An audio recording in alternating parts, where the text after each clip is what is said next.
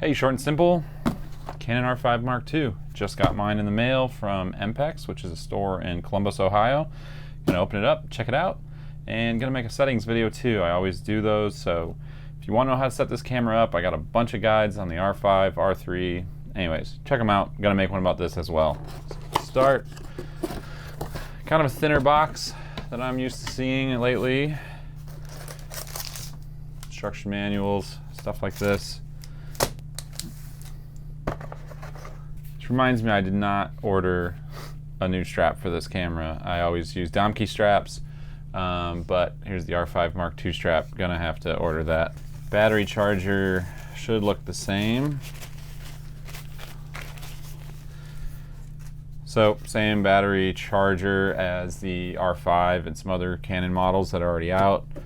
However, this is the battery. And this is new. So this is the LPE6P. Got an extra one right here. These are the same, but this is the retail packaging. This is the battery that, as it comes. Battery is physically the same size as the old LPE6. If you don't have these new batteries with this camera, you will be limited on some features. However, you can still use the old batteries, which I like a lot. I still got some extras from my R5 and some other Canon bodies. So it's nice to have the option to keep using them, but if you want the full functionality for photo and video, you need to have the LPE6P. All right, some kind of cable, USB-C to C. It's got really nice ends on it actually, but yeah, just regular USB-C to C. This is like a little cable clamp, I imagine, for all your connections, so you connect on the side and keep them held in there. And man, that's a pretty simple packaging. Mine's kind of knotted up. Maybe this was demo unit. I'm kidding, obviously. But there we go. That's it for the box.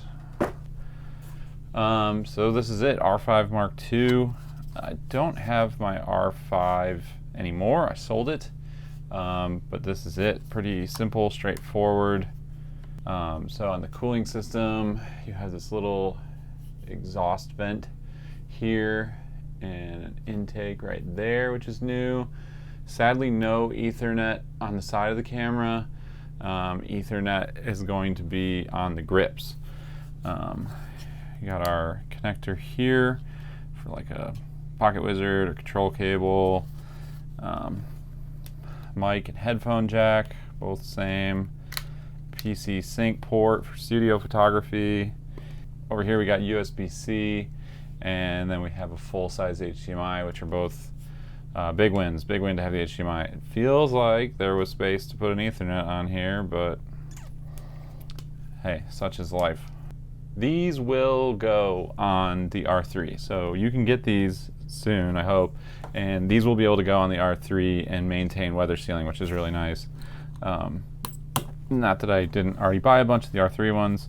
Dial here, nice to have a real joystick here. There is no IR sensor on the joystick like the R3 would have. That's a feature I really like. CF Express B and SD cards. Yeah, off, lock, and on. Feels pretty good in the hand. I mean, it's not a monumental shift in ergonomics. Some nice things like the joystick and a couple other things are going to be nice to haves. But overall, it's pretty similar. I'm hoping the feel and the speed of the camera is a little bit different. In a meeting with a Canon rep I had, they said that this should kind of feel more like an R3 as far as responsiveness and speed, and then also like the electronic shutter readout. So I'm really excited to check that stuff out with it. I actually have an assignment tonight in like literally a half hour, an hour. I gotta leave. So I'm hoping that my battery will charge and I can give this a shot tonight. We'll see. But thanks for watching. If you want to check out the settings videos, I'm gonna hopefully post one of them real shortly. But let me know what you think.